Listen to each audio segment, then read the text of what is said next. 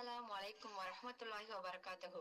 அன்பும் பண்பும் பாசமும் நிறைந்த என் அன்பு நேயர்களே, நாம எல்லோரும் அல்லாஹ் கிட்ட துவா செய்யறவங்களாக இருப்போம். அந்த துவாவானது சில நேரங்களில் அல்லாஹ் கபூல் செய்து விடுவான். ஆனால் சில நேரங்கள்ல அதை கபூல் செய்யாமல் வைத்திருப்பான். அப்படிப்பட்ட நேரத்தில் நம்மில் சிலரோ அல்லது பலரோ என்ன செய்வாங்கன்னா, நான் அல்லாஹ்விடம் துவா செய்தேன், எனக்கு அல்லாஹ் அந்த துவாவை கபூல் செய்யல அப்படின்னு அவசரப்பட்டு பேசுவாங்க.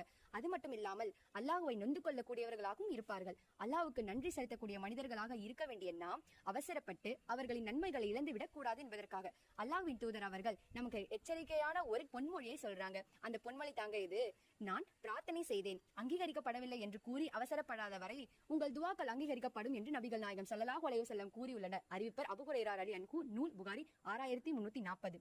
எனவே சகோதர சகோதரிகளே, நம் வாழ்வில் நாம் அல்லாஹ்விடம் கேட்கக்கூடிய துவாவை அல்லாஹ் அங்கீகரிப்பான் என்ற நம்பிக்கையோடு இருந்தால் அல்லாஹ் ஒரு நாள் அதை அங்கீகரித்து விடுவான். அப்படிப்பட்ட பாக்கியத்தை அல்லாஹ் நமக்கு தந்தருள துவா செய்தவளாக